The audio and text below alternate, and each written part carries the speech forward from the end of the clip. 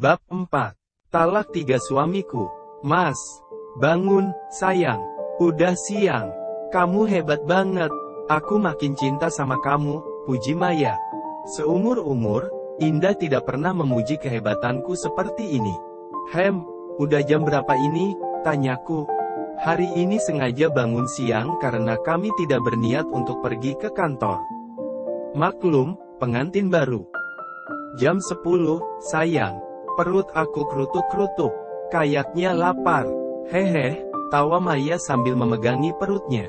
Mau mandi dulu apa sarapan dulu? Tanyaku. Mandi dululah, Mas. Keramas dulu. Oh iya, memang ada makanan? Tanyanya. Jangan khawatir kalau soal itu. Indah pasti sudah menyiapkan seperti biasanya. Dia pasti memaklumi kita sebagai pengantin baru, ujarku. Maya hanya tersenyum kemudian bergegas masuk ke kamar mandi. Mas, panggilnya. Apa? Mandi bareng? Tanyanya. Aku hanya tersenyum kemudian menyusulnya. Mas, nggak ada makanan. Kata kamu Mbak Indah sudah pasti menyiapkan semuanya. Ucap Maya terlihat kecewa sesampainya kami di meja makan. Aku menarik nafas panjang kemudian menghembuskannya secara kasar. Indah ini sama sekali tidak ada pengertiannya. Itu Mbak Indah, ucap Maya saat Indah terlihat berjalan ke arah dapur membawa piring kotor. Mungkin bekas makannya karena ia pun langsung mengambil air putih di dalam kulkas dan meneguknya. Ma, kamu masak nggak? Tanyaku menghampirinya. Maaf, Mas. Aku kira kamu mau makan masakan istri barumu, jawab Indah lembut. Sepertinya dia sudah bisa menerima pernikahan kami. Kamu lapar, Mei? Maaf ya, nggak aku masakin. Takutnya nggak doyan masakan aku lagi, ucap Indah sembari menghenyak di bangku meja makan. Tepat duduk di samping Maya. Melihat mereka seperti itu, terasa ada kedamaian tersendiri. Betapa bahagia dan beruntungnya aku sebagai laki-laki. Lapar sih, Mbak. Hehehehe. Tapi kalau tidak ada makanan ya tidak apa-apa, balas Maya lembut. Adem sekali melihatnya seperti ini. Terima kasih Tuhan. Sudah tidak masalah. Kita bisa memesan GoFood, ujarku seraya ikut bergabung bersama mereka. Mbak Indah, tidak masalah kalau kamarnya kami pakai. Kasur di kamar Mbak Indah itu sangat nyaman, ucap Maya. Oh, tidak masalah. Pakai saja, ucap Indah. Barang-barang Mbak Indah bagaimana? Tanya Maya. Oh, terserah mau dikemanakan. Dibuang juga tidak masalah. Dibuang? Tapi kan banyak yang bermerek, protes Maya. Ya terserah kamu sih mau diapain. Aku sudah tidak membutuhkan itu semua. Aku sudah membeli yang baru.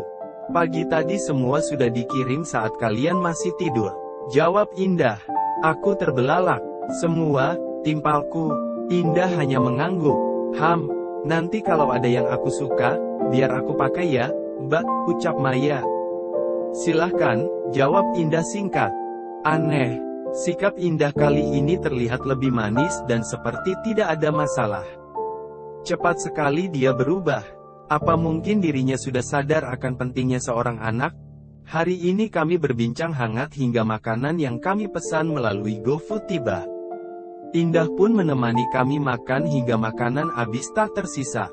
Mas, aku mau ngomong, ucap Indah membuka suara. Aku deg-degan takut Indah mau ngomong minta pisah. Aku tidak mau, sama saja bohong kalau begitu. Aku menikahi Maya tapi kehilangan Indah.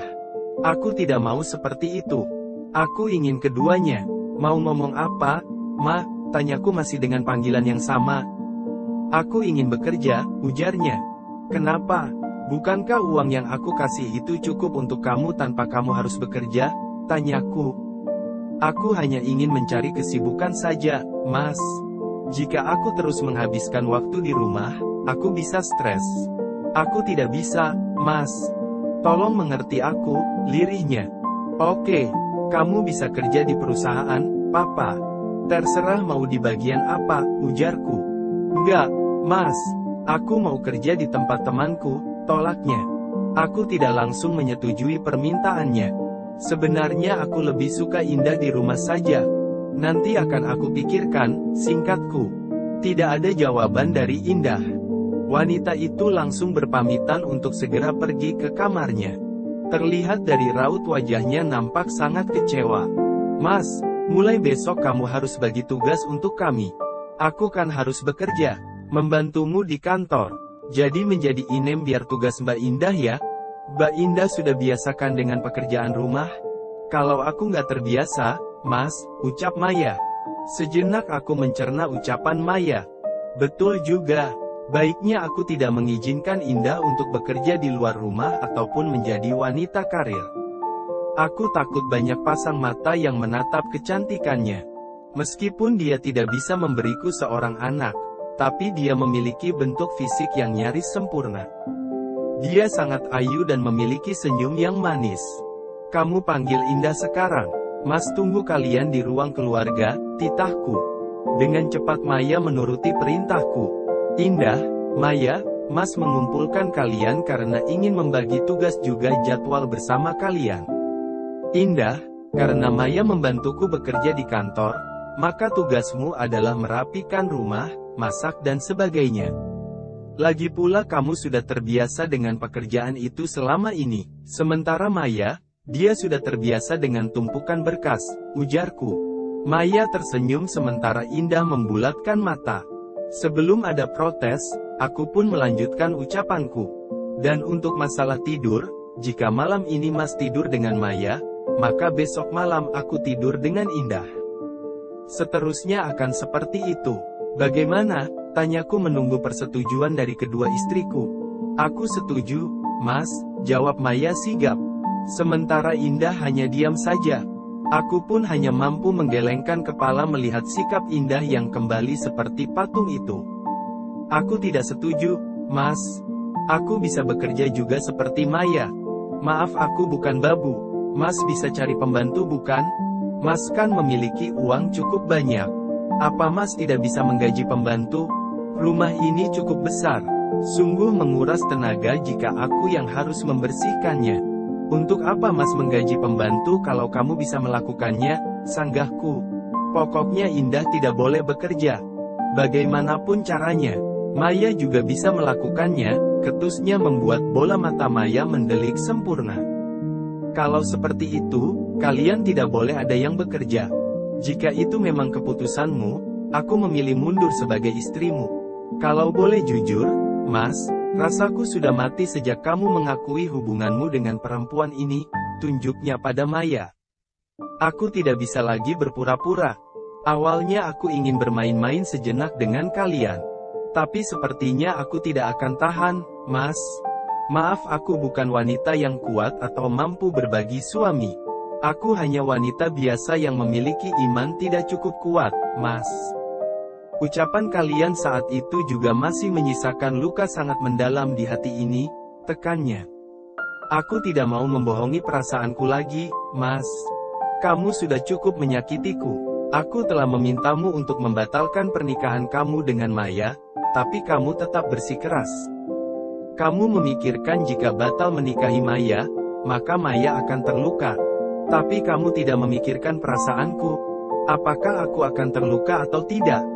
Di hari pernikahanmu, bahkan kamu tega memintaku untuk menghadiri pernikahanmu, Mas. Mengenakan pakaian yang dibelikan oleh calon istri keduamu. Di mana hati nuranimu, Mas? Saat rapuhku, bahkan aku merasa kamu seperti sudah tidak peduli padaku lagi. Bahkan dengan gamblang, kalian tega menunjukkan kemesraan di depan mataku. Kalian bilang padaku tidak berselingkuh, tapi aku tidak tahu kebenarannya.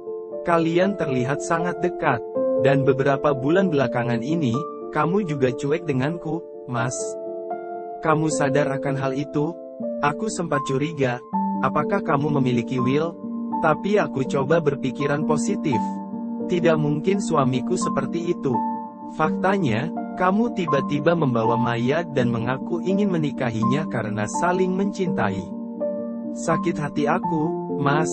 Cerocosnya tanpa henti, membuat aku muak dan rasanya ingin melupakan semua isi hatiku seperti dirinya. Baru kali ini ada wanita mandul banyak omong tak tahu diri, cibir Maya sembari menyunggingkan sebelah bibirnya. Silahkan kalau memang kamu ingin bercerai dariku. Kupastikan kamu akan menyesal seumur hidup. Tahu kenapa? Tidak akan ada laki-laki yang mau menjadi suamimu. Apalagi tahu kamu mandul. Membayangkan saja mereka sudah pasti ketakutan. Hanya aku yang mau menerima kamu apa adanya, Indah Rahmawati. Keturunan keluarga miskin yang tak tahu diri. Jika kau memang ingin bercerai dariku, maka kau tak berhak atas hartaku sedikit pun. Bahkan orang tuamu juga harus pergi dari rumah yang sekarang ditinggali karena itu rumah yang aku beli dari uangku. Ingat kamu tidak punya apa-apa, ucapku. Dasar wanita tak pandai bersyukur. Masih untung aku mau menjadi suamimu. Pergilah dari rumahku sekarang. Dan segera kamu suruh orang tuamu itu pergi dari rumahku.